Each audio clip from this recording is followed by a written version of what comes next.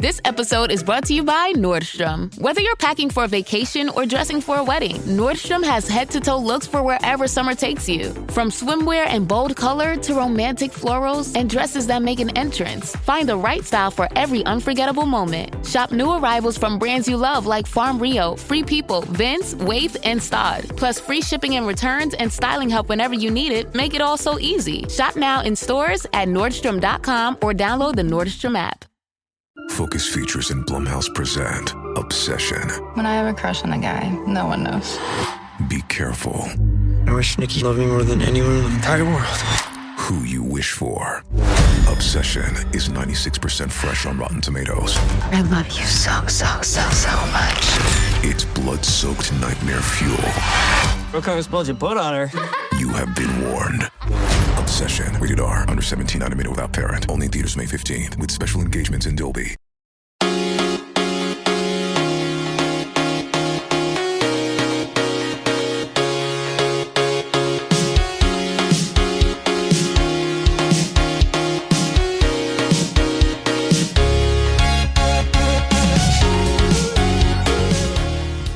I'm Jessica, and this is Daebak K-Rambles, where a couple of friends review Korean dramas, and welcome back for another episode.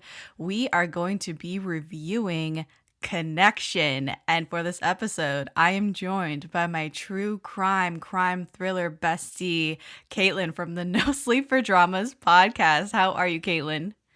Hello, I'm good. I'm so excited I get a chance to talk about this. Oh my God. So, girl, like we have been chatting on and off about this drama for a long time. You're the one who put it on my radar because last year you said it was in like your top 5 dramas of 2024. And I said, whoa, what is this drama? So we kind of were talking through it. We were like, we have to watch this drama. What if I covered it on Daebak? Would you come on and review it with me? And you were like, absolutely, 100% I'll come on and review it with you.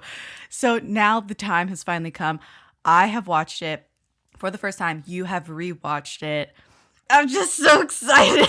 I'm so excited to talk I'm about excited because, when I watched this the first time, there were not a lot of people who watched it for various reasons. Like, some of the dramas that were airing around the same time were a lot more popular. Some people might not be fans of Ji-sung, so they skipped it.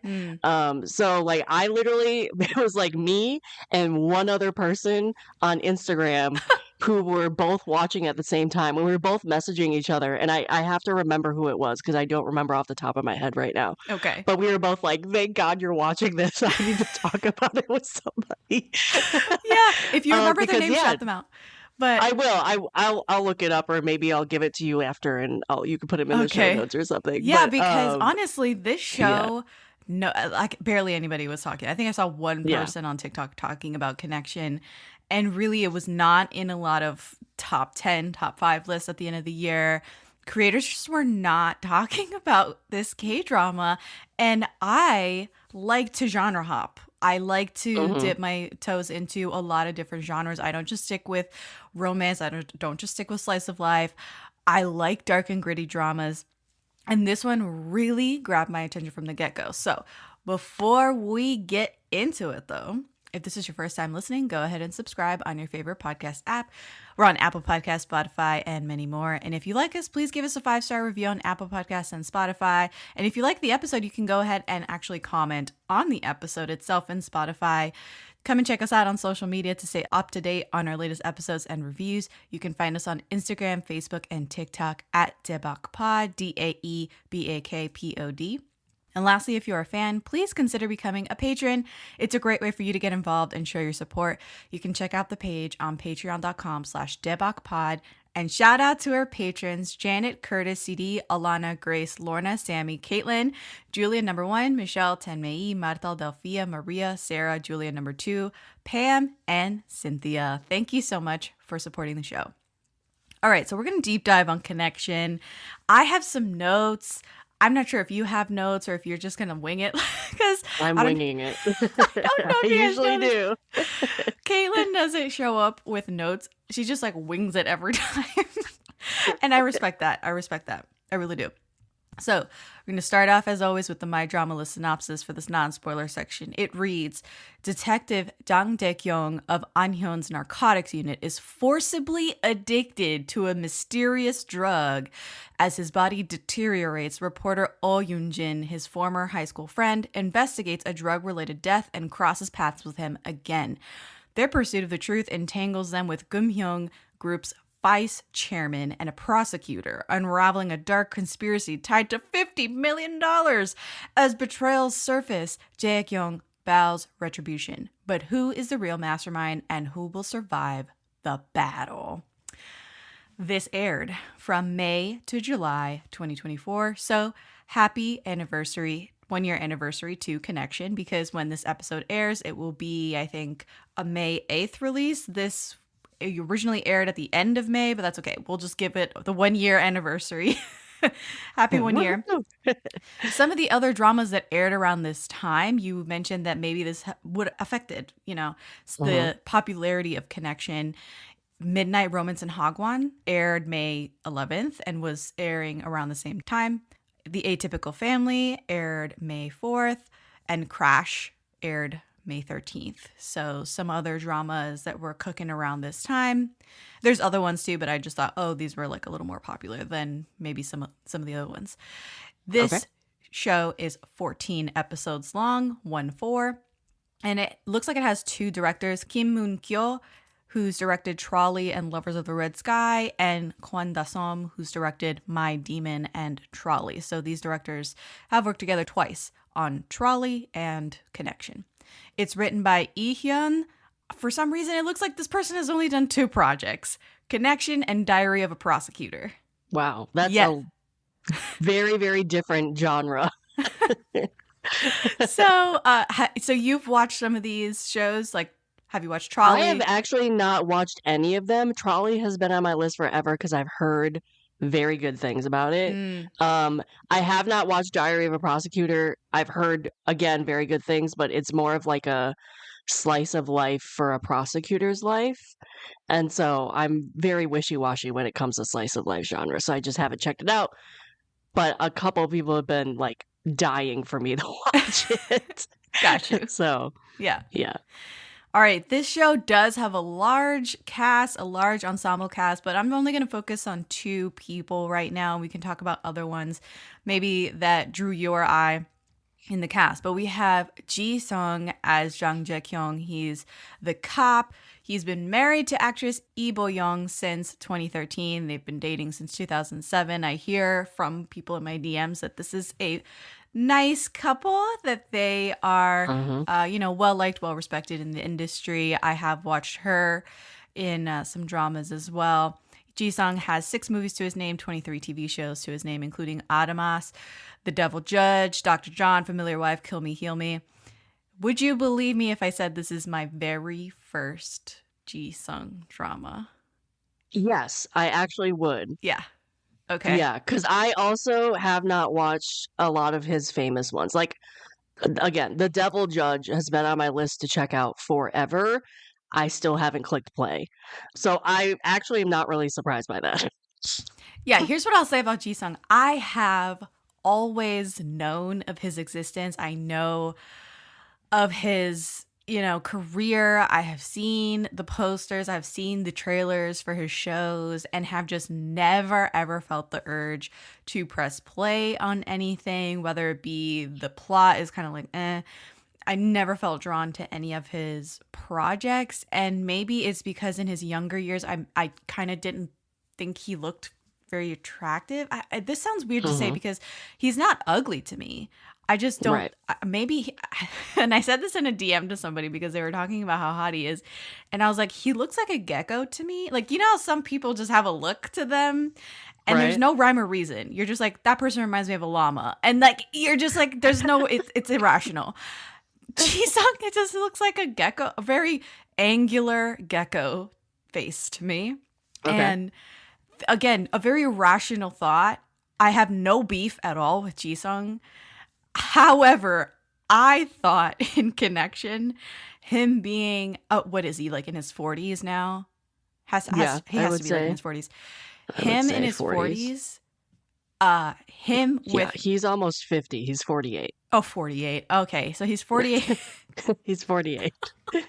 Okay, so he's 48 years old. And him with the police getup, with the chunky black jacket. Mm-hmm. Listen to me. I was salivating. I was like, this is it. Like, I love this look. I thought he was so hot. Sorry, like, sue me. I thought he looked so attractive in Connection. Maybe it's just, you know, age meeting the right aesthetic look. Right. I don't know. But him in Connection really connected with me.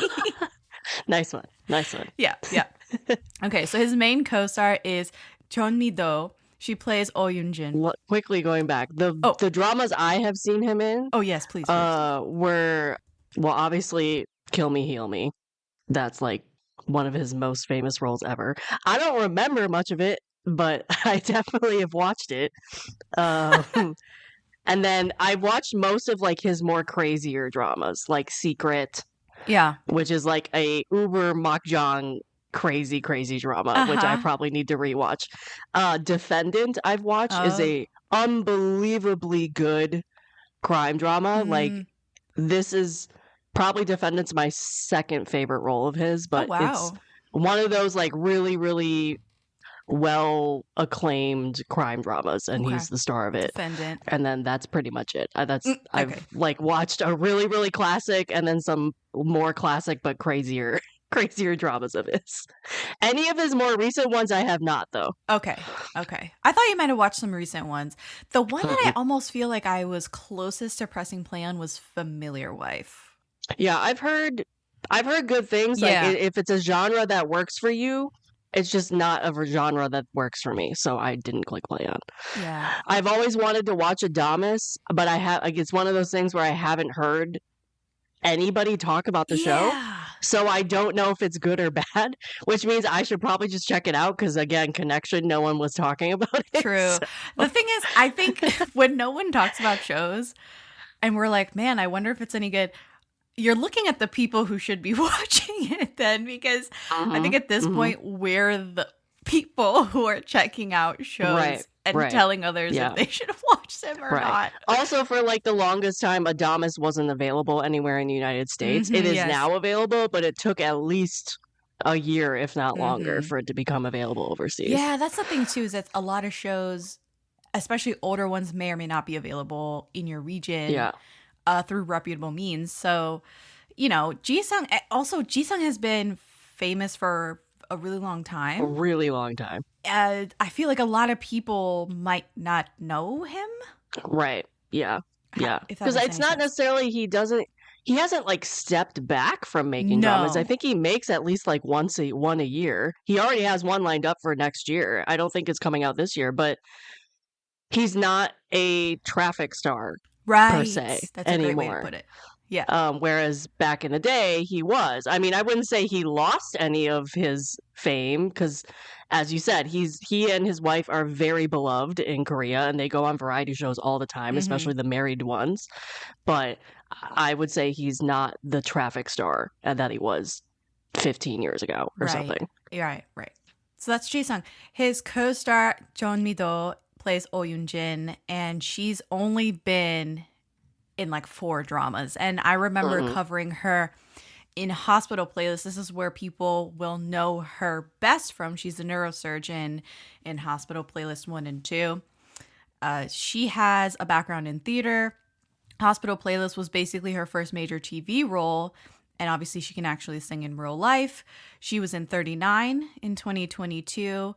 And I was pleasantly surprised to see her in episode 1 of Connection, and she plays just a huge role throughout the show. What is your experience with Jeon Mi-do? So I started watching 39, but I eventually dropped it. So that was my only prior experience of her. And of course, I've heard of Hospital Playlist, but that's not a genre I will ever watch. So I'm never going to be watching that. Yeah. But medical slice of life. Right. I can't imagine that you'd press play on that. Right. I actually did try just because I was curious about it. And I was like, nope, I need like trauma code version of medical show, not this. It's so light and sweet and they're singing and it's like, okay. Yeah. Yeah. So yeah, this is really my first full drama I have watched of hers. She was great in 39. I did like her character in 39, but the story just didn't work for me. Okay. Yeah, it didn't work for a lot of people. I never pressed play on that. A lot of people dropped that drama. A lot of people were bitching about that show. Anyway, so Jeon Mi-do is in this show. And is there anybody else that you wanted to cover from the guests? I want to touch base on Kwon Yool. Okay. Talk to me about Kwon Yool. He plays Park Tae-jin. Yes. And the reason I want to point him out is he had a really big year last year. Oh, did he? Yeah, he's always been around. He's always been supporting characters and kind of just showing up everywhere. I mean, he was in Voice, he was in Connection, he was in Dolly and the Cocky Prince. Like he's been acting for a while. But last year, it seemed like he was consecutively in a drama like all year. So last year he was in Frankly Speaking, which was just a guest role, and that aired, it was in May, so around the same time of Connection. Then he did Connection. Then he did Sweet Mobster, which he was ironically also a prosecutor, I think. Because he did it so well. Yeah, and I think Sweet Mobster like aired right after this. Like it was Connection and then it was Sweet Mobster. Yeah. And then he showed up in Cinderella at 2 a.m. It was only a couple, like a guest role for a couple episodes, but he was consistently on people's TV screens for like 6 months. That's the way you gotta do it. Right. Which that was a lot for him. He only does like 2 or 3 or 1 or 2 dramas a year. If you look at his MDL. Yeah. So like to have 3 dramas was a lot. And so I remember when I was commenting of like, wow, he's doing a lot this year. And it's like good roles. Like it's ones that people remember him. Yeah, he's been in almost every drama. Voice. Yeah. That's where I know him from. I was introduced to him in the Voice franchise. Oh, which they're making My Fair Lady from 2009. Oh, yeah. Dude. Oh, he was in Let's Eat too. No wonder I thought he looked familiar. Anyway, so that's our cast. Anybody else that you want to talk about? Well, you have Kim Kyung-nam, who people love and know very well. Do they love him? And then you have... I didn't know. I mean, I know that I was surprised he was in this cast because he hadn't done a drama in 3 years. Ah, yes. Like this was... And I couldn't remember if it was because he did the military King, or Monarch. He just was... Where Stars Land, About Time, Come and Hug Me, Prison Playbook. So I remember him from Prison Playbook, which there's an episode on that. And Come and Hug Me was a very prominent role for him too. He was also in Defendant. He was. You just mentioned Defendant. He was in Defendant as Sunil's secretary. I don't know. Yes. And so this was a surprise to me because like he hadn't done a drama in 3 years, and I was like, oh, you're in this drama. Interesting. Okay. And it was a role I had never seen him do. Because I don't want to do spoilers, so I'm not going to say what his role was. We'll get into that later. Yeah. And then the last person I want to mention is Jung Yoo-min. She was the lead from My Perfect Marriage Revenge. Yes. Which, again, like My Perfect Marriage Revenge was her like comeback drama. She hadn't been in a drama for years. Yeah. And then she pops up in this, and I'm like, oh, you're like riding that wave. Like people were excited to see her because they had just come off of Perfect Marriage Revenge, which she was excellent in. And I think she was excellent in this one. So she was. I find that it's funny that like a bunch of these support characters have been acting for a really long time and kind of use this as a comeback. It was a nice vehicle for everybody. Yeah. Because it was an ensemble drama. Like, obviously, yes, it was about Ji-sung and the trio of him, and we'll get into that. But, like, the other supporting characters that you had still had pretty prominent roles in this. Yeah, nobody because of how well written it was. Right. Yeah. I agree. I just wanted to point that out. Okay. All right. Keep going. Do we want to go into the awards it got? Oh, sure. Really quick? Yeah. Okay, so if people don't know, I watch all of the Korean drama awards on New Year's Day. Like, I marathon them. And that is like how I start out my year every single year. I've been doing it for 5 years. Mm-hmm.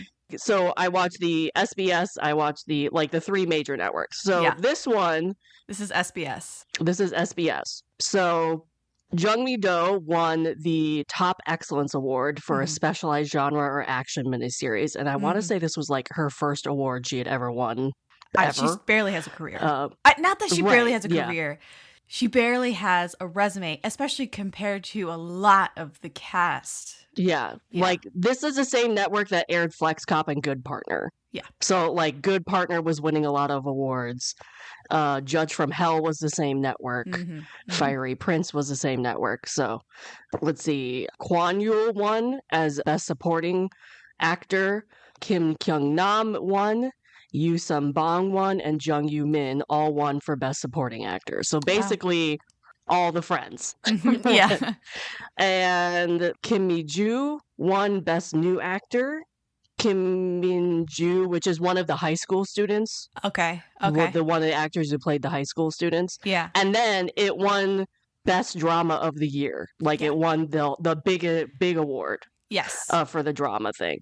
Obviously, Ji-sung was up for Daesung, but he didn't win. It was Good Partner, which made sense. But yes, these award shows kind of are like everybody gets an award type thing. But that's how I feel. Like, I never. It was, yeah. I never report on them because it's like I know. Everybody wins one. Yes, yeah. It would be as if a network, as if the CW was giving out awards for all the CW shows that aired that year, and it's like okay, it's just a pat on the back of the network. So I never kind of put stock in those, but yeah, absolutely. I feel like these people were definitely deserved some recognition, especially at the larger award ceremonies like Baeksang and the Blue Dragon Awards and stuff like that. Right. But it did not. Right, it didn't. But what I will say, though, is given the competition of last year for SBS with Good Partner and everything, I was surprised they even got awards. Because Good Partner with the ratings, this did really good in Korea, but Good Partner, like, swept everything. So I wasn't expecting anybody to get awards at all, let alone be nominated. So yeah, I was looking at the ratings for it, and it was good for basically consistently second place in Seoul and nationwide. And so I was like, oh, that's not bad at all. It ended with like 14% of the viewership. Right. Yeah. So that's fantastic for what it is, and considering nobody in the international audience or the international sphere was necessarily talking about it. So this show did fairly well. So yeah, I'm going to switch gears and ask you, what did you think of Connection? I think everybody knows what you thought generally, but, please, in your own words. So for me, it's nearly a perfect crime drama for me. There was one thing at the end I did not like and I did not think was necessary. We can get into that. But I can ignore that one thing, so I will say it's a 5 out of 5 for me. It wasn't necessary. I could have done without it. Rewatching it, I kind of understood more why they put it in there. But my first watch of this, I was like, oh, why are we adding this thing? It's not needed, blah, blah, blah. I gave it a 9.5 out of 10 due to that small, minuscule thing that they added at the end. I can ignore that now, but I say it's 5 out of 5 for me. Wow. So you're already giving it 5 out of 5 soju bottles. And you have very minuscule complaints about it. Yes. Okay. Yep. All right. I will go ahead and say I fucking love the show. I had a fantastic time with this show. I was messaging you throughout my watch. In all caps, I was sending you really panicked messages because the experience of watching this was second to none. This was a wild, wild ride. It was a murder mystery. It was a crime thriller. It was a noir. It was just this seedy underbelly, corruption. Yeah. It was everything all at once. It wasn't just one thing. And I loved this paranoia running through it because of Ji-sung's character. not knowing who to trust, not knowing who got him addicted to drugs. And who knows? And, all these things, who can he trust? And I love the concept of ethics and morality in not just the police force, but also in journalism with Jeon Mi-do's character of Yoon-jin. I love that. I loved the Friends group, who is the one that kind of like received all the awards. You named all the actors, but that ensemble group, really cool to see them in action and to see how all of the roles are split up, because they each have a function within the group. And you're not quite sure what they do until like, because it plays out, right? Like you're just, not everything is given to you all at the same time. And I love that. I love how it's drip instead of drip marketing, drip storytelling. You basically find out when the characters find out, which is in my opinion the best way to do a crime show. Yes. And everybody knows, not everybody, but I would say a vast majority of people who consume Korean dramas and Asian media kind of understand implicitly that Korea has some of the strictest narcotics laws and are the hardest on drugs. If you do drugs outside of Korea and you come back, they can still pick you up for that. They will still go after you for that. People have gone down. People have committed suicide over getting drug allegations thrown at them. Right. It is like a death sentence for your career in Korea if you are some sort of entertainer and you get caught up in drug allegations. And the fact that this is a narcotics unit and the cop is the one that got addicted. Oh my God, I was like living. I remember when they announced this story and I was like, how the hell are they going to pull that off? Yes. Because I know, like, just from what you said just now, like, they have the strictest drug laws. How is that going to be received by the public who's grown up in this society that has a very strict drug law? Because in like America, we have drugs in our shows all the time when it comes to like, because it's kind of like, your neighbor down the street is addicted to drugs. Exactly. Yeah. And they have a full-time job. They pay their bills on time. Like it's crazy here in America. Yeah. So I thought they pulled it off very well. It like exceeded my expectations just because I didn't really know what to expect. Yes. There is so much anxiety in this show. I loved the reveals, the cliffhangers at the end of every episode had me pressing play so freaking hard. Imagine me watching this week by week. I don't know how you did it. I do not know how you did it because it was so compelling. It was so engaging. I was guessing different things. I had all these theories. And then all this at the same time, I was like, I don't even know. Living like God. Like, I don't even know. Right. I'm just letting go. Yeah. I likened the experience of watching this to watching Uncut Gems or Uncut Gems. The Julia Fox audio. My sister reminded me of it the other day. Anyway, Uncut Gems, for those who don't know, is an Adam Sandler movie that is not a typical Adam Sandler movie. Like, he could have been nominated for an Oscar for it. It is an anxiety-inducing ride that does not let up on the gas pedal. I told you this yesterday when we were recording. I had to put my head between my legs at the end of the theater showing when I watched Uncut Gems because I was like hyperventilating. I like could not stop my heart from pounding out of my chest after Uncut Gems. So that's how I felt watching Connection. And I was so thrilled with every part of it. I do have like little qualms with it, but for the most part, I loved it. The way that it was filmed, oh my gosh. Yeah. My gosh. I thought it was so well done. It was visceral and tactile. The experience watching him struggle with his addiction and with the withdrawal symptoms. Right. Him stumbling around, collapsing, disorientation, headaches, extreme sweating. He was pale. Like all these things were also told visually, like on screen. Right. And the way that it was shot, I keep saying like the way it was shot, the way that it was edited, they had like first person POV shots. Yeah. I love those. Like every time they do this, I'm like, this is entirely effective. Every time. Gives you that disorienting effect of losing control, losing your balance. There's a shot, and this isn't necessarily a spoiler, but there's a shot of CEO Yoon. She has like a person behind her, comes out from a hidden door behind her, looking kind of haggard and blocking what's in the room behind him because it's like a hidden door that he emerges from. Mm-hmm. And when he moves out of the doorway, it reveals what's behind him in the room. And it's a body that's hanging. Right.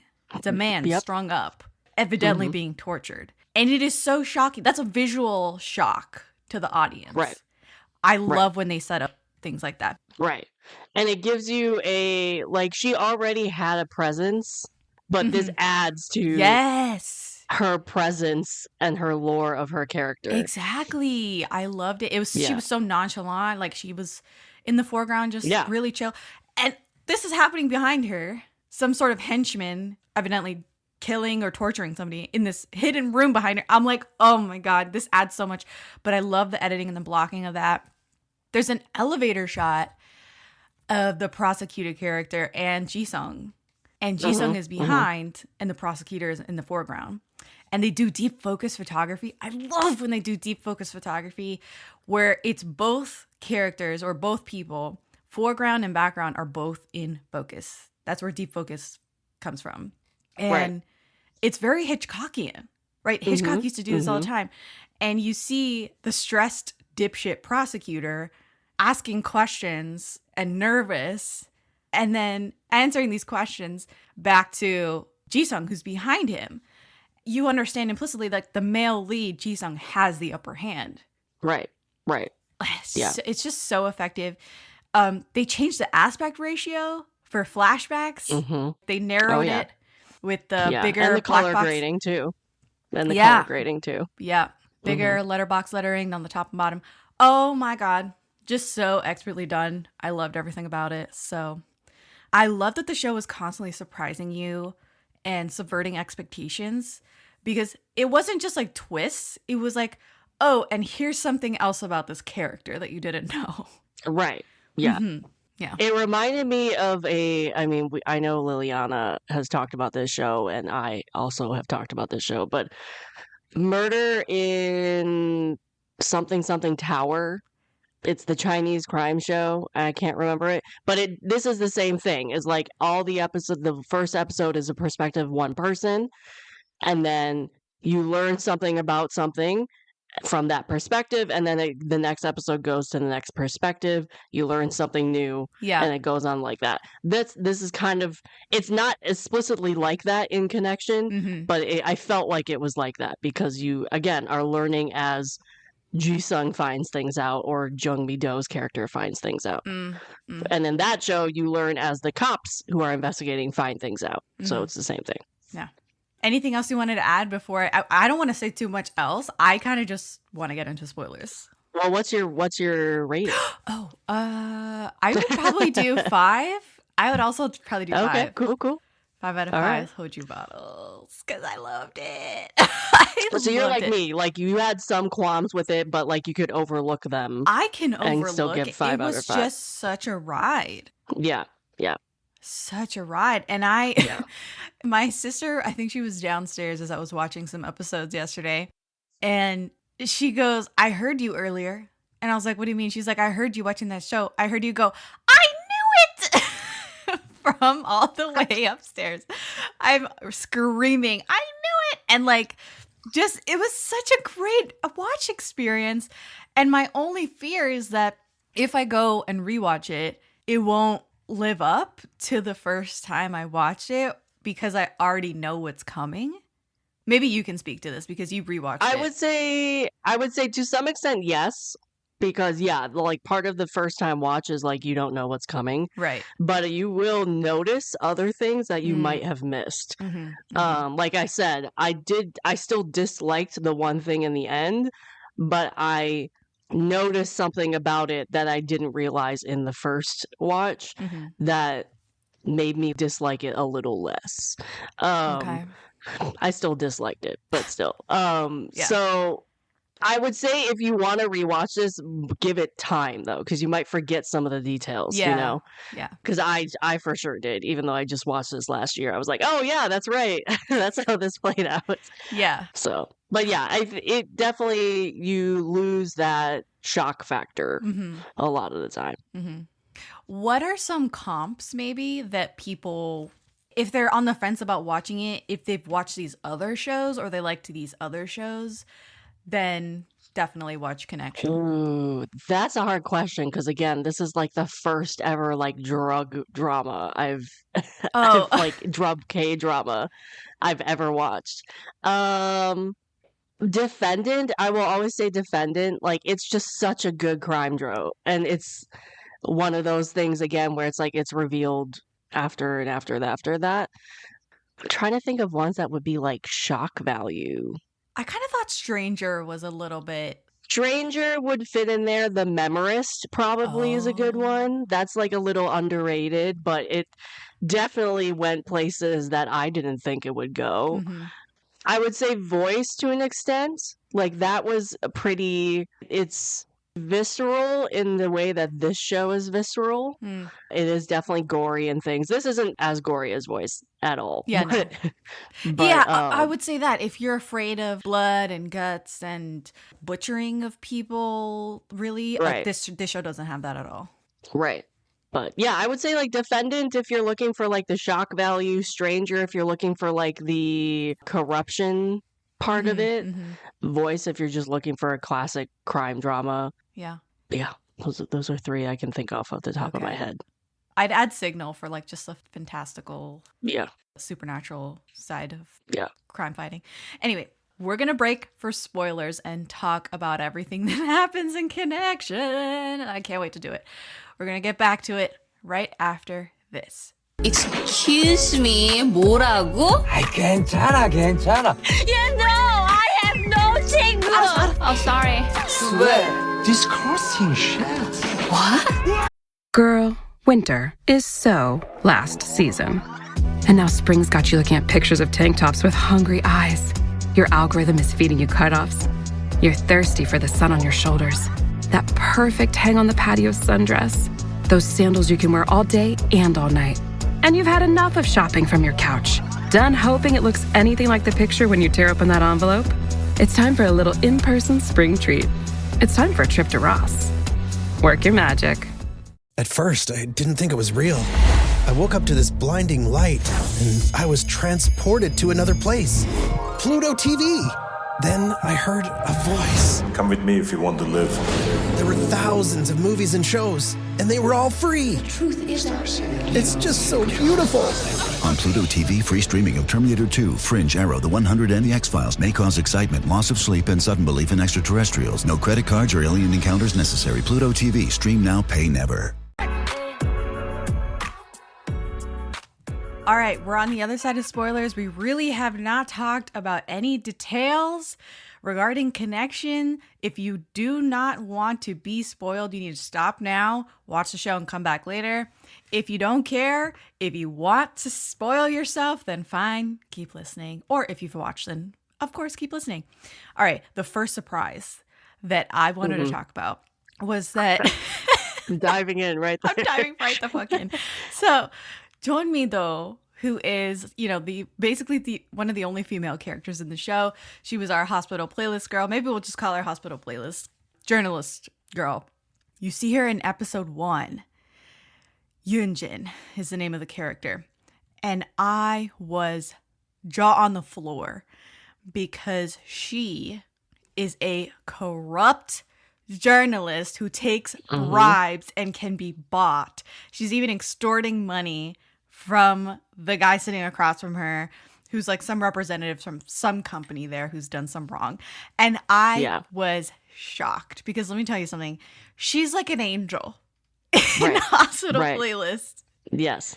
An angel. So to see her in this show was a shock to the system. I loved how morally gray she was. Yeah. And she's consistently morally gray. It wasn't like just that scene. No. I remember being so angry at her character sometimes. Really? Especially when she like is literally actually thinking about, well, first off, yes, I realized she had problems with her ex and money problems and whatever. Mm-hmm. But like when she was actively thinking about the money and then trying to go to Kwon Yool's character and gets attacked with that, and I'm just like, you greedy son of a bee. Like, I remember being so angry in those types of scenes because it was consistent throughout the show. Mm-hmm. She was constantly thinking about money. Yes. And constantly bringing it up. Yeah. And constantly trying to find a way to blackmail these people and to get more money out of them. Yes. Yeah. Yeah, the only reason why she joins hands with Ji-sung is that there's a potential that she could get the insurance money. Right. If they prove the murder versus the suicide, she gets a payout. Yeah. And I was like, oh my God. I loved it. I loved it. Like, it's such an interesting, complex character, let alone all of the other characters too. But her as a mother, they keep harkening back to this, that she is separated from her daughter who's living in Canada with her like shitty ex. And she keeps having to send her whole paycheck and all of this alimony and like money and child support to Canada for her daughter. And she misses her and wants her back in Korea to live with her. And everything that she's doing is so that she can bring her back to Korea. I totally understand that. Totally understand that. But she is also just kind of despicable. Yeah. Yeah. And I love that. Yeah. So, yeah. It's just so interesting. It's a very, very fun character to watch. Like, because like on one hand, she is like, on one hand, you do root for her. You know that she's like, she may be despicable, but the people they're fighting against are even more despicable. So like, you're like, okay, pick the lesser of two evils here. Exactly. You know? Yeah. Like, she may be greedy. She may be all for the money. She would never go and murder some people. The other people are greedy, corrupt, and would murder people on a dime. Right. Right.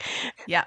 Mm-hmm. I loved that was the initial subversion, was that most audience members would see her as the Hospital Playlist girl. They rarely see her in a drama. They've seen her in 39. They've seen her in Hospital Playlist. That's pretty much it. I think one other show, Mother, I think she was in as like a maybe supporting role. But she is fairly clean. She does not have history, right? She doesn't have baggage. Like Ji-sung may have baggage. Like people have seen him on television. They see him in the variety shows. They know who his wife is. They don't know about her as much. They know her as a Hospital Playlist girl. They've seen her singing. They see her in a group, you know? Right. And I love that they played off of that. Because she's so gray and she's so greedy in this show. Yeah. Right. You're just taken aback immediately. You're like, wait a minute. Yeah, and it's interesting to see her just next to, I'll say that, next to Ji-sun. Because he overall, being a cop, is the more goody two-shoes of the show. He's super righteous. Yeah. But then you have the third of their trio who's like really, really, really righteous. Oh my God. He's like a regular dude. Yeah, he's a regular guy who like just thinks everybody is good and like would never do anything and is constantly shocked that people would lie to him. Right. He's like, you guys did this without me? Like he's just a puppy dog. I thought he was dog. Here's my thing. I thought he was gonna be evil in some way, shape, or form. Because Same. Okay. Yeah. But then he became too much of the comic relief where like they're not gonna make this guy evil. Like it fell back on the cliche puppy cop being the evil person, one of the evil people. Yes. Because either when you have a puppy cop, either they're dead by episode 12 or they turn out to be a betrayer and end up taking a bribe or doing something. That's one of the two cliches of a crime drama. Okay, so the moment when they find the dead and putrid body of the third beneficiary in the insurance policy, it was like a pharmaceuticals researcher who presumably concocted the new drug Yeah, the lemon mulberry drug. Yes, the lemon mulberry. Well, he concocted the original first iteration, like the first version of it. Mm-hmm. Yeah, I love this part too because they found this body and they're like it was frozen, but then they thawed it out and they put it back in his house and they left all of this like paraphernalia around to make it seem like he was related to the audiophile group, like we were gonna find this body, and then these Molotov cocktails start flying in the house and I'm like, what is going on? Destroying all this evidence, trying to kill them. Obviously, that was another big, surprise because now there's some sort of dissension in the ranks of the evil people who are out here killing drug engineers and putting them back in their houses. Someone put the body there for them to find, and someone is trying to kill them. Right. Yeah. So I just the wheels have started falling off. Yes. Yeah. I love when you figure out that someone deleted the footage of him taking lemon mulberry in the police precinct. Oh my God, that gave me so the parts that gave me anxiety for a lot is when he was high. Mm-hmm. Well, not high. He was going through a withdrawal, looking for a drug in the police station. Yes, like that was like the most anxiety-inducing parts because it happened multiple times. It wasn't just like once. It was like multiple times because obviously he's a cop, so he's not only avoiding his own unit. There's also this other really annoying unit in the police station that is suspicious of him because they work for the corrupt prosecutor. That unit can suck ass. They were horrible. Yeah. They had no integrity whatsoever. And they were it looked like they were actively sabotaging their investigations into the drug. And even if they were asking seemingly innocent questions about their investigation, they were like, no, we're not going to share information. This isn't it was like all of this territorial. They were so territorial about their cases. I will say in real life that does happen in police stations. People can be very protective of their own cases because if they solve it, it will be like they'll get the credit, right? You're right. So like it made sense in terms of the territorialness of it. Uh-huh. But what I was mad about is like they just kept going at Ji-sung the entire time, like being suspicious of him. Granted, he was going through withdrawal symptoms. Of course, they were suspicious of him. But like that was the thing that I didn't. The whole getting his hair at the end, I remember being so angry because I was like, that is totally illegal what you just did. Yes, yes. Which good for them, like calling him out. But I was just like, really, dude? Like you're already corrupt. I liked that the unit chief for the narcotics unit was this older female. I was like, get it, bitch. Like, I loved her. Loved her. She was always on his side, even if she didn't like understand. Like she wasn't really involved in a lot of like Ji-sung's stuff, but the fact that she had such a position of authority and was on his side, especially in the latter episodes. When it comes out that he's an addict and all this stuff, I was like, yes, like she's amazing. Him going through the police station trying to get to the one place where these drugs were stored because they found some and then taking them. I was just like, oh my God, you're going to get caught. Somebody's going to walk in. And then when the footage was erased, I was like, who the hell erased the footage for you? That was the thing. That was the thing. It's because like the episode like ends and you're like, who the hell deleted the footage? Who saw it? Who helped him? Who gave him the drugs?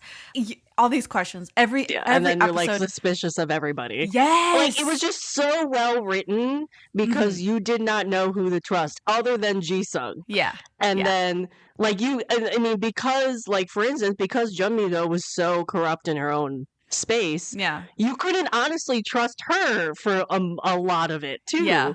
And then, like, it was revealed that Jung Soo-won, like the third of the trio, the insurance person, he was talking to Jeon Mi-do but never telling things to Ji-sung, and Ji-sung was talking to Jeon Mi-do and never telling things to him. Like, even though they were working together, no one was communicating because no one trusted anybody. Right. It was so great. But then you compare that to the villain group, and they were doing the same bullshit. Same thing. Doing things. Two of them would do something and not tell the others, and then one of them would do something and not tell the others, and three of them would do something and not tell the others. It would breed all of this animosity between them and distrust in the group.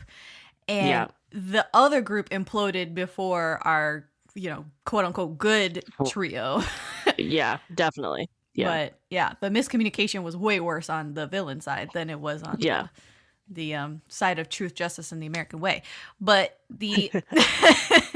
I loved when that moment when he goes to see the CCTV footage and it's already been scrubbed. Such a great moment. I also loved when you found out that Junso's widow and the prosecutor were in on it together. They were having an affair. Oh my God. Yeah. The affair reveal was so great because the prosecutor busts into her home. She opens the door like, hello, welcome to my home. Like nothing. And he busts in and immediately starts strangling her. Yeah. And you're like, oh my God, what's going on? Why is he strangling her? Blah, blah, blah. When he stops strangling her, that's when it's revealed that they were having an affair and they have all this history together. And you're like, oh my God, this bitch. Because you thought that she was this loyal wife. Right. She didn't want her husband to have a big Y on his chest from the autopsy that they were gunning for and stuff, because she didn't want her husband to meet up with their daughter in the afterlife and like him have this scar, all this thing. And I was like, this bitch was cheating on him the whole time. Oh my God. Right. Fantastic. I also love the scene where Ji-sung was in her apartment and like basically questioning her, but not officially questioning her. Yes, he was going through all of their home videos and footage trying to get some sort of evidence. Yeah. And then he was leaving. He was leaving, and the door the door starts opens. beeping. He knew the prosecutor. I remember watching this like, okay, who the hell is on the other side of that door? It's the prosecutor. And then all of a sudden it opens, it's the prosecutor, and everybody just like freezes. And that's the end. That's the end of the episode. Yeah, like a lot of the cliffhangers were relationship. Yeah. Had to do with like relational issues. Right. And that's another one, is that the cliffhanger was he potentially could find out that they were having an affair because the prosecutor just knew the house code. And was walking into the widow's apartment and like, what the fuck? So I'm like breathing hard and everything over here. The taxi driver. Yeah. The taxi driver. He was batshit crazy. Batshit crazy. I thought he played batshit crazy in Psychopath so great. Like he was doing something with his jaw. Like he would kind of like hang his jaw a certain way. Yeah. And I don't even know how to describe it, but I was like, that's genius. He looks crazy. And then he had crazy eyes too. On top of it. Yeah. He had really nice crazy eyes. But he could turn it on and off. Really good. Yeah, definitely. Because there were some scenes where I was like, okay, he looks kind of sane here. Right.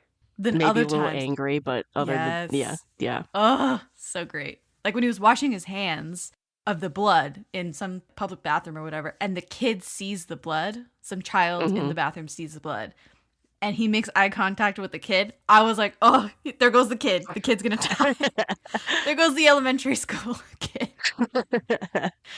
Because he looked crazy. He did. Oh, so great. Oh, the reveal that the puppy dog police cop was in on it as well. Not in on it. When I say in on it, it's like in on something else. Like he knew CEO Yoon, who was one of the distributors of Lemon Mulberry and was like a drug cartel leader in town. Yeah. This was the stupidest part of the show, though. Because this guy really thought... He really thought that if he made a deal with this CEO Yoon, a drug cartel leader, to keep the streets clean. Okay, you take out some rival drug cartel, a rival drug family, and CEO Yoon says, I will keep the streets clean. Right. Yeah. Like, you're stupid. Why do you believe anything that's coming out of her mouth? The cop that Detective Lee Chang-soo, stupid. He's stupid. Yeah.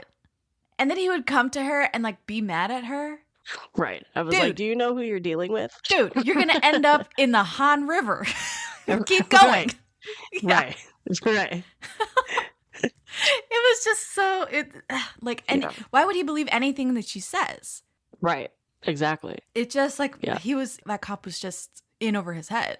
Well, it was the same thing with another anxiety inducing part was when he was deleting the CCTV in her back room of him. Yes. And I was just like, you're doing this in front of everybody in the front room. Yeah. Obviously he had to do it right then and there, but it was just like, oh my God. But it was the same thing with when he drove the van into the lake. I was just like, the van in the lake was like such a... Oh, you talk about it. It was just like, I mean, it was true for what they said this beautifully in the show. It was just the things did not match up. The handcuffs being unhandcuffed, because when you have a suspect in the back, you usually handcuff them to something. So the fact that those were undone, the fact that the window was open when it drove in, how he easily was on shore already, things just did not match up. And I'm just like, you clearly, this was impulsive. It was an impulsive decision. He didn't plan to do it. Because obviously the guy that they had just arrested threatened him to reveal everything. So he impulsively had to choose to kill the guy. But it was just, you didn't think this through. You did not think any of this through, which matches the impulsiveness of the decision. But yeah, it's just, you eventually were going to get found. It was a matter of time. It was just delaying the inevitable, and he really did not, like you said, he just didn't think it through. He lowered the window and jerked the... Yeah. Honestly, I thought the delivery bike kid was going to get in more trouble. I thought he was Junso's affair kid for the longest time.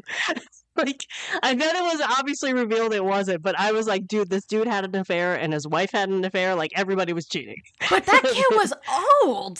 He was but they've been married since high school. They've been married for a really long time. No. They got together right after.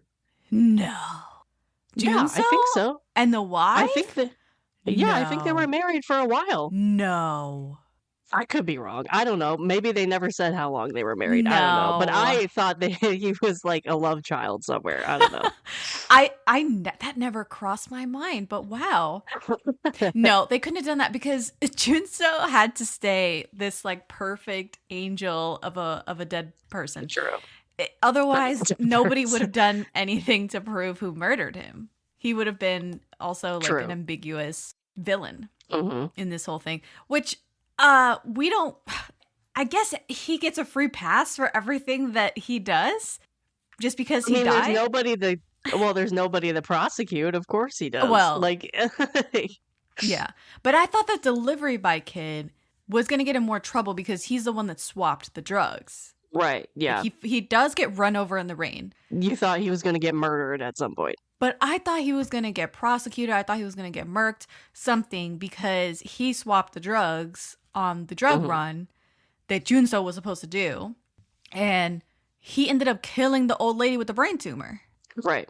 Because she got the wrong drugs. Yeah. Poor lady. You know what I'm saying? I know. It's crazy how this title... Connection has more than one meaning in this show. Yes. Because it's the little intricate connections of the threads that revealed throughout this show, for one. Then it was the relationships between everybody. Because one of the more surprising parts for me was when you first enter this show, you're okay, Junso's an old high school friend who ends up dead. That's it. I was okay, he's gonna be finding out who murdered this dude, and then he's also gonna figure out who drugged him. That was the story. And then as you go along, you realize that this had been stemming from high school, these connections and these feelings and these relationships. Yeah, the resentment. And then you find out how deep this dude was, Junso, the dead guy, how Mr. deep Body. he was in, how deep he was in this, and how everything was connected, not only with the high school relationships, but also the evil squad over here who all knew each other in high school, were friends. Well, not technically friends with Ji-sung in high school, but knew each other in high school. Yeah.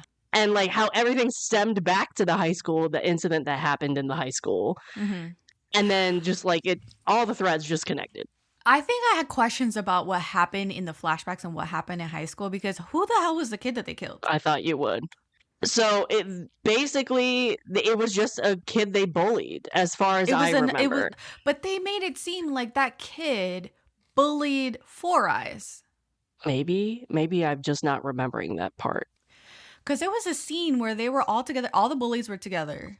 I don't even know what to call them. The Doom Squad. All the Doom Squad were together in a classroom.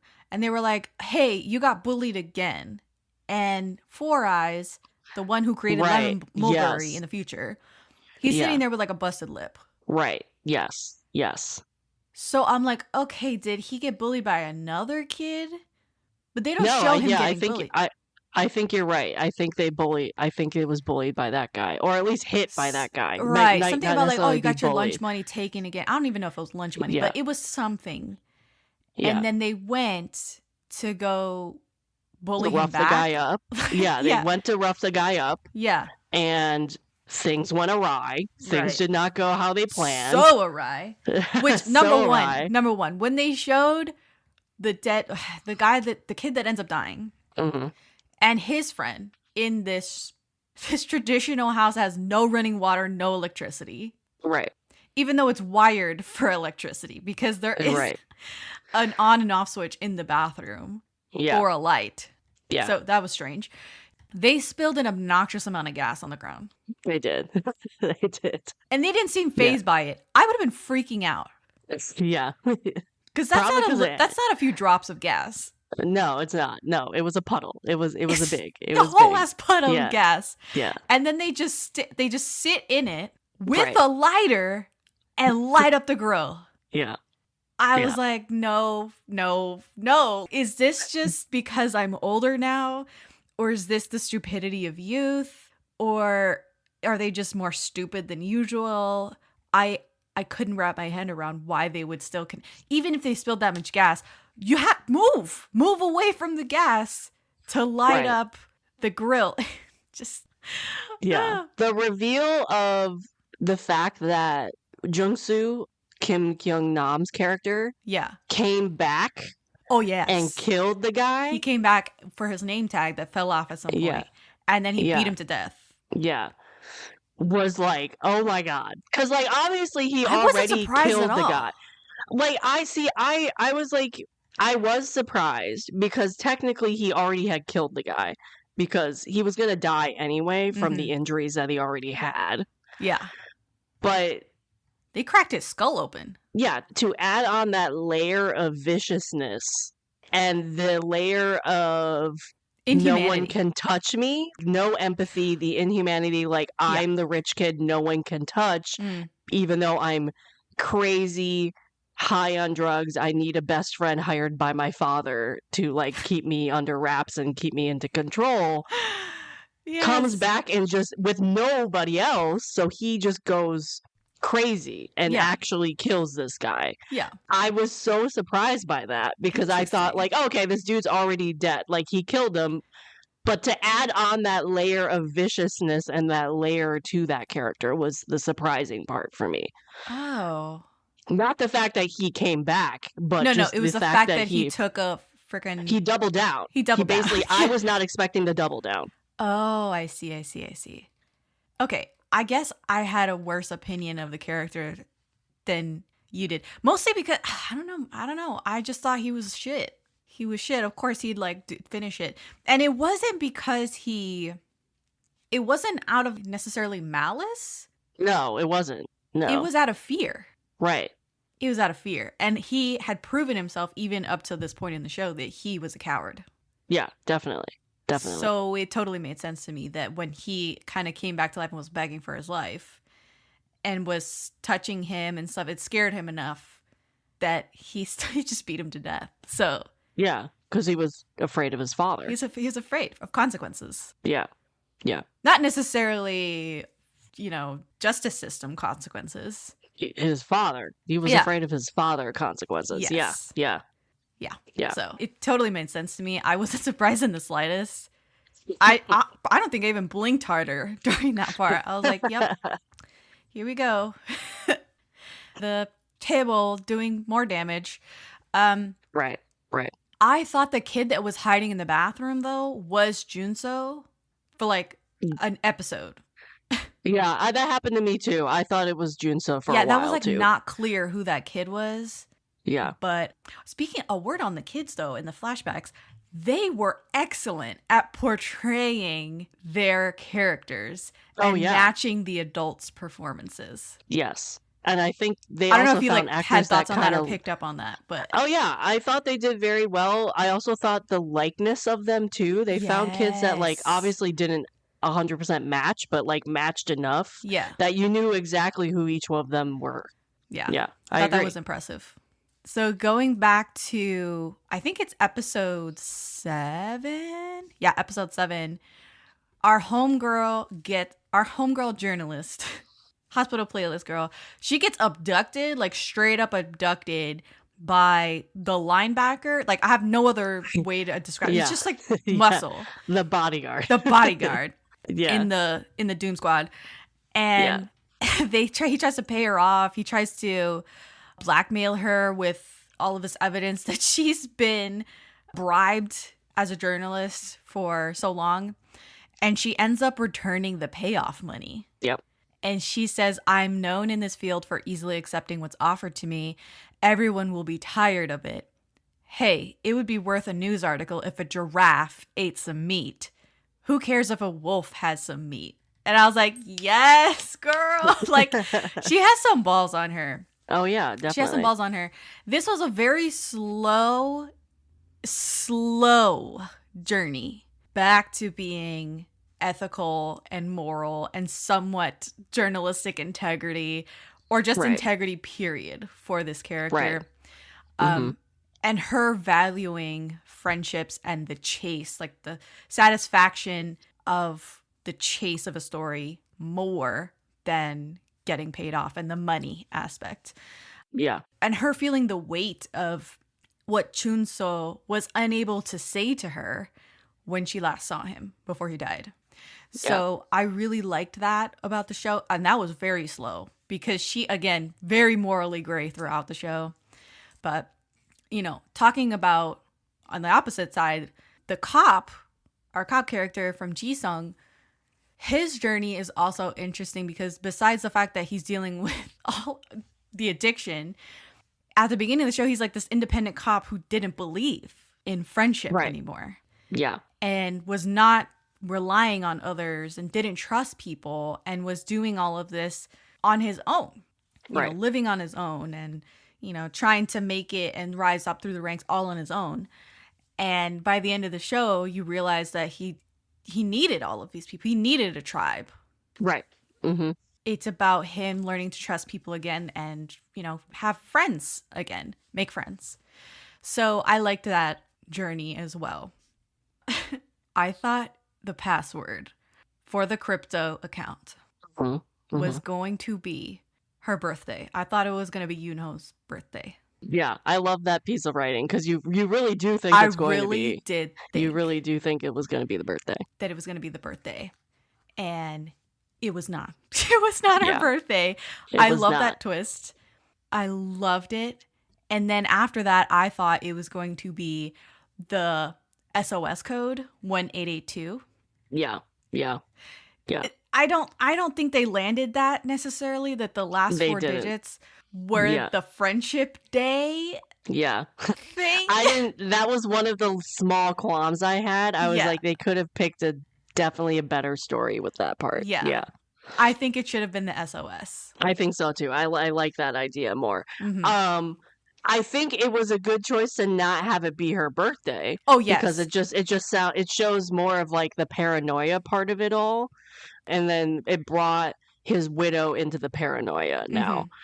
But yeah, that was one of the small issues I had at the end. Was like I think they could have wrote that part of the story better, or picked a different significant date than that. The insurance guy had superhuman strength, though. I cheered when that happened. When he picked up, like Superman, picked up the prosecutor who was choking out, and threw him across the room. Yeah. I was speechless. I was like, where is this coming from? Does he compete? Like, this is incredible. Yeah. Is he high on something? Yeah. Yeah.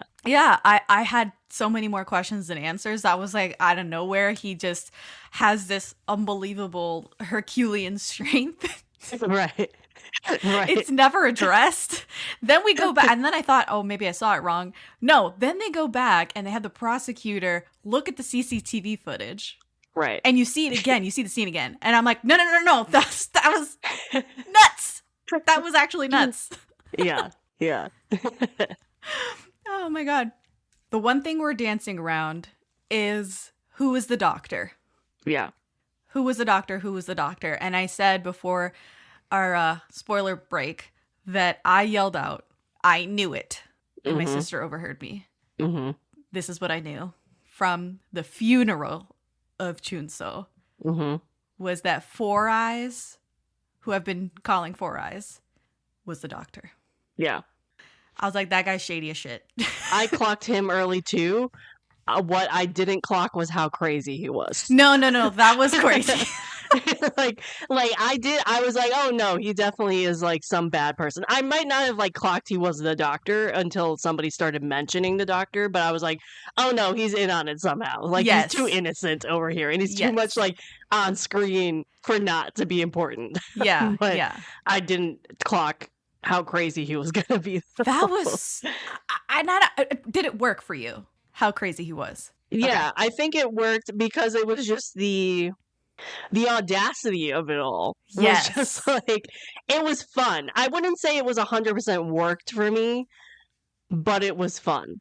And the same with Kwon Yool's character, the descent that he had by the end. It didn't 100% make sense, but it was fun.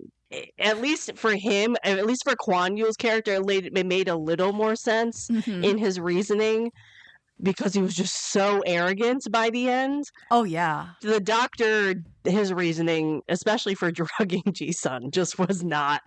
It was not 100. Like, it wasn't there. Like, I think it helped to prove. It was shaky. It was shaky, but it also helped to prove how insane he was. Yeah, he was. He didn't need a sane reason, because that wasn't his character. Yeah, like we needed. You'd think that the rest of the Doom Squad are crazy, psycho, they're willing to kill people. They're willing to, freeze people right in their, what is it called? Cold storage. Cold storage. Thank you. In the cold storage, and just do despicable things. Half of them creating this lemon mulberry demand in the drug market and creating this business basically. And the other half not realizing that that's what they were doing. Let alone like distributing outside of their organization too. It wasn't just them within their organization. They were taking bribes and distributing outside of it because they were all arrogant. So they're doing all of this. And then you have, and you're like, that's crazy. They're wild. Then you have Sangi, I think is his name. Sangi. Yeah. Four Eyes. Yeah. And I had clocked that's the doctor. But you're like, why? Yeah. Why do this? The next question is, why get our male lead, who never hurt a fly, addicted to drugs, addicted to lemon mulberry? You see in this crazy flashback that, this incident happened. They killed this other kid in this fiery inferno. It burned down his whole house. And they're covering it up. And they just got our male lead expelled and transferred to another school. So you think that's going to be the end of it. Then you see Sangi, our Four Eyes character, go, is that enough? Yeah. And you're like, what the fuck? Right. And he goes, that's not enough. We need to break up Junso and Yuno, the Mr. Body, who eventually becomes Mr. Body, and our journalist, hospital playlist girl. Right. Because they were dating in high school. Break them up. And this group should have never created this club and music club, audiophile, and all this stuff. So we're going to fuck up the club. This guy had Junso literally vandalize his own beloved school club with a baseball bat and then violently cut ties with Yoonho. Mm-hmm. And he relished it. Yeah. And that's when you're like, okay, I think This he beat dude's all of insane. them. He's psycho. Yeah. This dude is insane. Yeah. Yeah. And then you hear him spouting to Jisung and Jeon Mi-do the reasoning. The episode 12 exposition dump, I don't like exposition dumps. But this is when he starts saying, I just didn't like you. Yeah. Also, I didn't like you, but I also was friends with Junso for 20 years. So I was like his biggest support. And how dare he like include you in the will? How dare that you only talk to him a handful of times and he thinks it was a jealousy thing in a way. Right. But it was a major jealousy thing. But I don't know, did Sangi Four Eyes know about the will before Junso died? No, I don't think so. Because it happened after. Okay. No, I don't. No, I do not think he did. That's what I thought too. Because by the time the funeral happens, the male lead is already addicted to Lemon Mulberry. Yeah. So he didn't drug him because of the will. He drugged him, as you said, because he just didn't like him. He just didn't like him. But then I think he drugged jealous him because of their he didn't connection. like him. Yeah. Or just the connection that Jungso thought they had. I guess. Junso had this. I think it was a combination of a lot of things. He didn't like him in general. Mm-hmm. He didn't like that, even though he was 20 years friendship with Jungso and like there for him. Yeah, Jungso could not let go of the guilt of what happened to Jisung's character and was trying to make amends for those 20 years. Yeah, and Jisung, and he was mad at Jisung because Jisung didn't let him have that resolution. Yes, never gave him forgiveness. So I think he drugged him first just because he didn't like him, because he wanted to kind of get rid of him so Jungso would be able to move on. But then when the will was read and then he found that out, then he doubled down and was like, oh, I really don't like you and I'm so jealous of you and I'm just going to make your life miserable and haunt you with this stuff. But he also wanted to use him as revenge because he'd been like bullied by the Doom Squad and Junso for that matter. Yeah. He was like using him at the same time to get revenge on the people that was it was all about Junso for him. Right. In a way. Both in revenge but also in jealousy and like wanting to get rid of them so he could have Junso to himself. Yeah, which was nuts. It was I have crazy eyes over here. Yeah. I know it was insane. You guys can't see this, but I'm like just shaking my head with crazy eyes.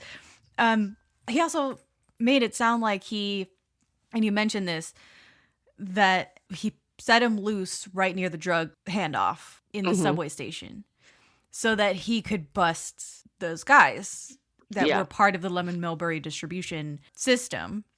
And it would lead back to him, lead back to Four Eyes, and eventually lead back to the prosecutor and get all of the Doom Squad found out and arrested for this Lemon Mulberry trafficking thing. Yeah.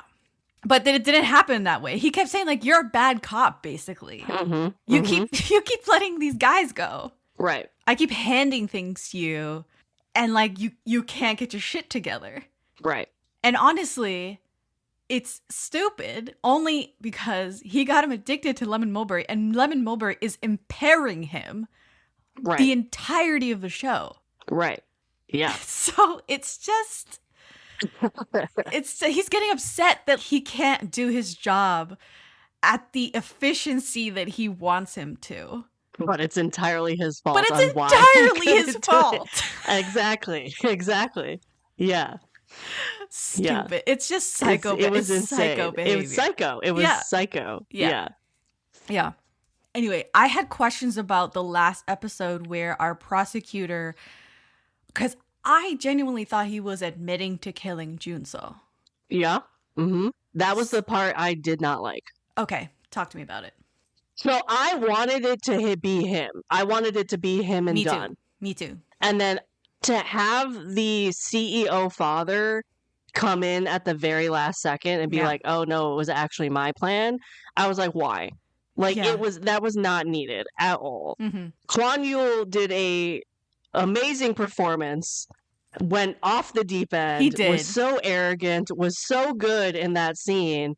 And then Four Eyes just shot him up out of nowhere. I'm just like, oh my God. I was not I was, because I knew he had the gun, but I wasn't at the same time. Just because if he didn't do it, somebody in that room was going to either punch him or kill him, because they were boiling over at that point. They were. Because he was just talking way too long. He was doing the cliche manifesto. Oh yeah, he was talking his shit of a crime thing. Yeah, because he was just so arrogant because he thought he had beat everybody. Yeah. So I would have been very, very pleased with that ending. I would have been 100% okay with that ending. Mm-hmm. And then you had to bring in yes, the shoe thing was still bugging people. I understand that, but it was just okay. It was explained in that scene. It didn't really need to be investigated more. And then they just went down the rabbit hole of the cliche corruption CEO hired somebody to do the job again. Yeah. Which I did not like. That was the one thing I did not like at the end. I wish they had left that out, because it wasn't needed. It was not needed. It didn't add anything. Okay. So we're on the same page. And because it also didn't really make sense for the father. Yes. It did and it didn't. Because on one hand, it did because he was very, very... He was set on image. He needed the certain image. His company was failing. He needed that it wasn't project just company. To work out. It was the entire conglomerate, the group, was failing. Yeah. And he needed that project to work out. It obviously wasn't going to work out. So he obviously did the cliche thing and hired the person who was going to reveal everything. The show did it great in part of that reasoning, but then they also threw in I needed to protect my son, which was not believable at all, because he hated his guts. He hated his entire life. His entire life, he hated his guts. Yeah. He was embarrassed of him. Yeah. And he clearly wanted the prosecutor, to some extent, he wished he was his son. Yeah. I loved every time that never the CEO, was going to happen. Or not the CEO. Every time that old man chairman humbled the prosecutor. Yeah. That was always an interesting. That was a fun thing to watch. Yeah. Mm-hmm. Yeah. So that was literally the only part I did not like in the show, because it just did not. It wasn't needed. It was not necessary. I thought I was genuinely surprised when they do a 2 months later time jump after the prosecutor gets shot in the head by Four Eyes, and they still don't have the insurance payout. Mm-hmm. And they're we still need to figure out who it is. I was like, what? Right. I was like, it was not the prosecutor, because he was the shadiest one. He was the one blocking every attempt at solving the murder. He didn't want the autopsy. He stopped the elevator before they got to the 9th floor. All of these things really did add up that he was the murderer, or at least, hired somebody to push him off the 9th floor. Right. Yeah. I completely agree with you that the chairman being the big bad of the murder didn't sit right. Right. And him having this thin reason of the shoes. Right. Which Ji-sun even pointed out was but 50% of people don't actually take off their shoes. They even wrote that into the script, which was hilarious to me. Yeah. But yeah. They caught him in a weird technicality, and I didn't appreciate that. But anyway, that's neither here nor there. And then I like the Paycheck ending, though, where I don't know if you've seen the movie Paycheck with Ben Affleck. A long time ago. Okay. I barely remember it. And you know what? I also have only watched this movie once, 20 years ago when it came out. Mm-hmm. But the ending has always stuck to me, where they have the winning. Oh, spoilers for this movie, by the way, I guess. Where they find the winning lottery ticket. They still have it. Yes. And so this is their winning lottery ticket moment. Right. They have the final 4 digits of this cryptocurrency account that has all of the profits, all of the proceeds of the Lemon Mulberry business. Right. And they're able to get into it. And you see their reaction. They're super excited. Because not only did they get the payout and they're splitting it and they're giving some to the cheating wife and they're, putting some away for this and that and the other, had to pay taxes and all this stuff. But they also got into the dirty money account. The dirty money, yeah. And I really like that. I like that too. Yeah, because you don't know what they actually do with it. I like that part. That's the end. Is they got in. Yeah. Mm-hmm. Yeah. The first part, I had to rewatch that scene the first time because when they were zooming out and it was just the dialogue, I thought they had entered it wrong, or I also had thought that the laptop had died. And I was like, wait, what? So I had to rewatch it. I was like, oh, okay. That's not actually what happened. Yeah. Yeah. No, it's good. It's good. I think that's everything that I had in my notes. Is there anything else that you want to talk about for connection? Because I think we made it all the way through the show. And we talked about the ending. It was a happy ending. He gets clean. Ji-sung's character gets clean. No more lemon mulberry, which I really like that name, by the way, for the drug. So you have here thoughts on the music and OST. I like the music. I thought the music was good. Yeah. I thought it fit the show very well. Mm-hmm. I mean, it obviously added to the anxiety of watching him go through withdrawal symptoms. I mean, I don't know.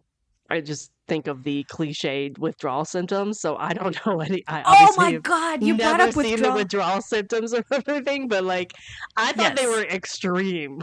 So two things. There were. Oh my God, you reminded me of two things. One was the freaking Kopiko product placement throughout the show. I remember because it was very heavy at the end of the show. It was heavy throughout the show. What are you talking about? It was noticeably heavy for me at the end because I don't understand 3 times in the last 2 episodes. I thought this was the biggest irony of the show, is because this is about a narcotics unit. This is a cop getting addicted to drugs. They're trying to figure out, this whole system, the lemon mulberry, all this shit, and they're still peddling caffeine tablets, caffeine gum. This is legalized stimulants, is what you're doing. I'm like, this is a drug. People have withdrawal symptoms if they don't have coffee. Right. Caffeine. People have caffeine addictions. Yeah. I'm like, you're feeding into this addiction shit. I don't understand why they would take the Kopiko product placement. That was completely strange to me. I was like, I understand there's money in this, but this is diluting the message, don't you think? Right. I don't know. And number 2, every single person who saw Ji-sung was like, are you okay? You look pale. You're sweating. Your eyes are red. It didn't matter if they were a doctor, a nurse, a coworker, someone he saw on the street, a grandma who was fixing tteokbokki for him. It didn't fucking matter. Everybody was commenting on his appearance. And everybody, to me, was a narc. I'm like, is the entire society looking out for drug addicts? Yeah. I mean, that was part of the anxiety of the show, too. Yes. It's it was noticeable on him. Right. But even when it wasn't, and he just kind of looked a little pallid. Yeah. They were like, are you ill? Jeon Mi-do trying to constantly feed him because it was an appetite suppressant. Yes. So... Yeah. I did like that detail, is that you never see him eat. Right. Never see him eat. You only see him drinking water, stuffing pills down his gullet, and you never see him sleep. You never see him eat. Yeah. So, yeah, really, really crazy show. If you don't want high blood pressure, don't watch. Yeah, make sure you're ready for an anxiety-inducing ride. Yes. So obviously the throw against the computers was very satisfying with the prosecutor, but what did you think of the slap in the next episode? Oh my God. I loved it. Oh, that was one note that I almost didn't say. Thank you for bringing it up, because they go to the hospital after the cheating wife, the widow, attempted murder because the taxi driver's on the loose. Right. He's literally roaming town trying to get away from the cops, and he tries to kill the widow because he thinks there's evidence, whatever. She's in the hospital, and Ji-sung clocks Kwon Yool's character in the face, the prosecutor. Yeah. and the prosecutor hits him back, but he's, weak and stuff. He's trying to make it through another like withdrawal episode, and he just falls on the floor. Collapses. Yeah. Yeah, collapses. And I love when Yoonjin, the journalist, shows up, because she just walks down the hallway and she's like, bah! Like she winds back and hits the prosecutor so hard. Mm-hmm. I was like, yes, girl. Like, what? Come and get him. Yeah. Come and get this man. And she said, I just came down here to see who was fighting. Like, she was just, oh my God, I loved her character so much. Also, we didn't talk about this. Last thing. The chemistry between Jeon Mi-do and Ji-sung. Mm-hmm. Mm-hmm. These crime dramas, they just really get you delusional about these ships. Yep. Yeah. Yep. They get you all riled up and then nothing happens. Yep. Because tell me why those two should have been married with 3 kids by the end of the show. Right. Right. Anyway, that's all I have to say about Connection. Anything else? Nope, that's it. That's all I right. Got. Nice. Thank you so much for coming on, Caitlin. I have an absolute blast every time you're on. Yes. Thank you for watching Connection again, going on this wild ride with me. Before we get out of here, where can people find you online in case they don't know? I'm everywhere at this point. I have TikTok, I have Instagram, I have a blog, I have a podcast. You can find the podcast on Apple Podcasts and Spotify. I now have a YouTube channel under the same name, NoSleep4Dramas, NoSleep4Dramas Podcast. And you can find that and use that in all of those places to find me. Thank you so much, Caitlin. This was so much fun. And that's been our show. I'm Jessica, and this has been the Daebak K-Rambles Podcast.